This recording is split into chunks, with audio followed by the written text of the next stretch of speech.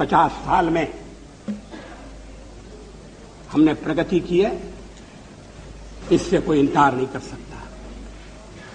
चुनाव के दौरान वोट मांगते हुए, सरकार की नीतियों पर कठोर से कठोर प्रहार करते हुए, और पुरानी सरकार की नीतियों में आलोचना करने के लिए लायक बहुत सामग्री थी। हर जगह मैंने ये कहा कि मैं उन लोगों में से नहीं हूं जो 50 वर्ष की उपलब्धियों पर पानी फेर दे। ऐसा करना देश के पुरुषार्थ पर पानी फेरना होगा। ऐसा करना देश के किसान के साथ अन्याय करना होगा, मजदूर के साथ जाति करनी होगी, आम आदमी के साथ भी वो अच्छा व्यवहार नहीं होगा। जो सवाल आज मन में उठता है और उठना चाहिए, आजादी को 50 साल होने आए, हम जयंती मनाने जा रहे हैं। आज देश की स्थिति क्या है? हम पिछड़ क्यों गए?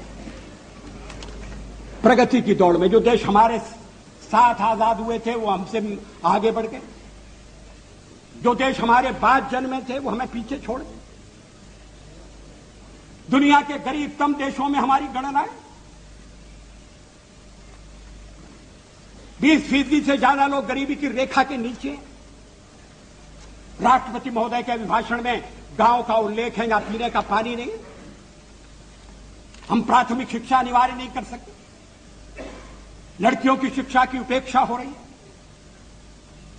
लड़की का जन्म लेना तो इस देश में अभी तक एक अभिशाप है। क्या सरकारी कदम उठाकर समाज में जागृति पैदा करके, क्या सब लोगों को जुटाकर, ये तो ऐसा काम है जिसमें कोई दलबंदी के लिए स्थान नहीं। हम देश का नक्शा नहीं बदल सकते। देश में साधनों की कमी नहीं है, और साधनों की अगर कमी है तो उसको ठीक ढंग से प्राप्त किया जा सकता है, साधन बढ़ाए भी जा सकते हैं। लेकिन जो साधन हैं उनका ठीक उपयोग नहीं हो रहा। जनता के ऊपर टैक्स लगाकर जो धन इकट्ठा किया जाता है उसका लाभ जनता तक नहीं पहुंचता, आम आदमी तक नहीं पहुंचता। कहां जाता है? किसकी जेब भरी जाती है? किसकी तिजोरी में वो रकम जाती है? विदेशी बैंकों में धन जाने का सिलसिला अभी तक क्यों कायम है? उसको रोकने के लिए क्या कदम उठाए गए? हम विदेशी पूंजी के लिए प्रयत्नशील हैं। विदेशी पूंजी आए, और अगर विदेशी पूंजी आती है अच्छे ढंग की टेक्नोलॉजी के लिए, इंफ्रास्ट्रक्चर के लिए, आयात निर्यात को बढ़ाने के लिए, तो कोई आपत्ति नहीं करेगा। मुझे विश्वास है कि हमारे कम्युनिस्ट मित्र भी आपत्ति नहीं करेंगे। लेकिन क्या देश के भीतरी साधनों का अधिकतम उपयोग हो रहा है?